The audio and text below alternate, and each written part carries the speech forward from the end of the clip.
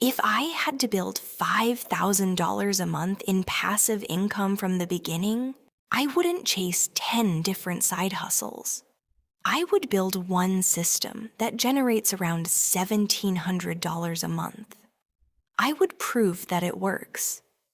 And then I would repeat it 3 times. In this video, I'll show you the exact model I would use, the numbers behind it, and what would need to happen before I decided to scale it. But first, we need to define the target. When I say $5,000 a month in passive income, I do not mean $5,000 in revenue. Revenue is the money that comes in before paying the expenses. My target would be $5,000 in monthly cash flow after normal operating costs, financing payments, and a maintenance reserve. But before personal income tax, that distinction matters. A property can collect a large amount of rent and still produce very little spendable cash. So the real goal is not high revenue. The goal is reliable net cash flow. There is also an important reality we need to acknowledge. Passive income is rarely passive in the beginning. You normally have to invest money, time, or both. A rental property requires research, financing, preparation, and management before it can produce income. This is not a promise that everyone can achieve the same result. Property prices, rental rules, taxes, and financing conditions vary significantly between countries and cities. What I am showing you is the structure of the plan I would follow. The internet offers an endless list of passive income ideas.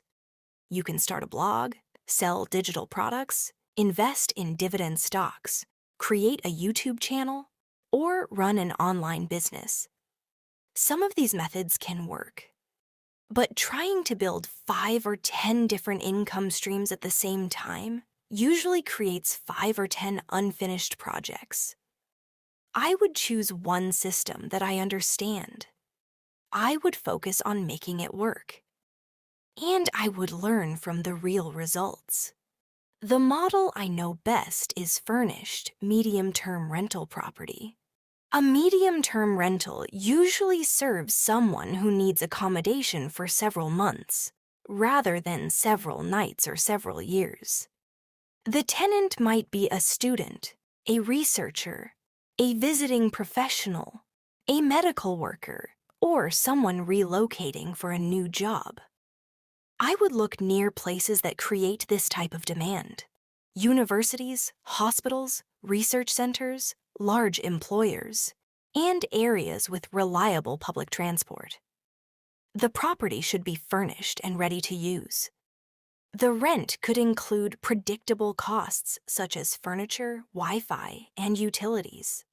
A stay of 3 to 6 months normally involves less turnover than a holiday rental, while offering more flexibility than a traditional long-term family lease.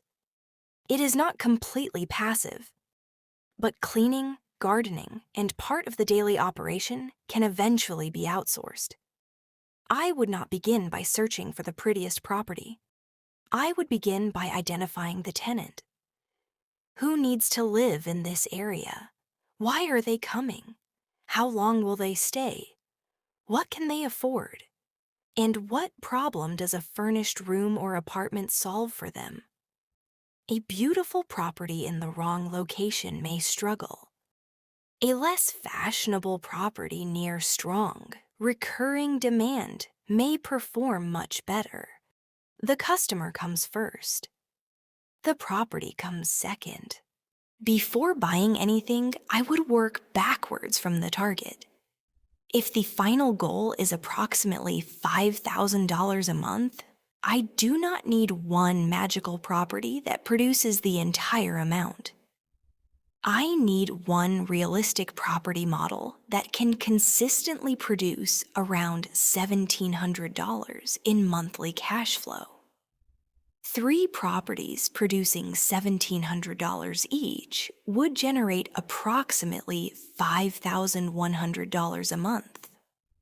But that only works if the $1,700 is calculated honestly. Let's use a simplified example. Assume one furnished rental property generates $6,500 in gross monthly rent. From that income, we subtract approximately $1,400 for utilities, cleaning, Wi-Fi, insurance, and other operating costs. We subtract another $2,900 for financing and loan payments. And we reserve $500 for repairs, maintenance, and replacing furniture. $6,500 comes in. $4,800 goes out. That leaves approximately $1,700 in monthly cash flow before personal income tax. These figures are only an illustration. The actual result will depend on the purchase price, financing terms, rent, local expenses, and vacancy. But the method is the important part. Start with the money coming in. Subtract every normal cost. Include financing. Include a realistic maintenance reserve. And only call what remains cash flow. I would also test a less optimistic scenario. What happens if one room is empty? What happens if the heating bill increases? What happens if furniture needs replacing? And what happens when an unexpected repair arrives?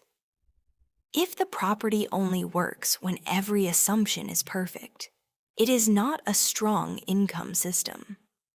A good model should have enough margin to survive normal problems.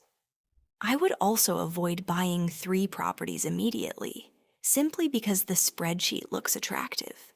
The first property needs to prove the model in real life. I would track the actual rent collected, the real occupancy rate, utilities, cleaning, repairs, tenant turnover, and the number of hours required to manage it. Ideally, I would want at least 6 to 12 months of reliable results before assuming that the same system could be repeated. A forecast is useful. Real operating data is more valuable. Before adding another property, I would also simplify the operation. I would use a consistent furniture list. Create standard tenant information. Use clear rental agreements. Establish a cleaning schedule. Find reliable maintenance support. Track income and expenses in the same format every month. And create a repeatable process for tenant inquiries, move in, and move out. The more decisions that can be turned into repeatable processes, the less daily attention the property requires. That is when the income begins to become more passive. Once the first property produces stable results and the operation is manageable, I would consider repeating the model. I would not copy every detail blindly, but I would repeat the principles. Strong local demand, the right tenant group, a suitable property layout, honest cash flow calculations, and systems that reduce daily work. The calculation is simple. $1,700 from the first property, $1,700 from the second, and $1,700 from the third. $1,700 multiplied by 3 equals $5,100 a month.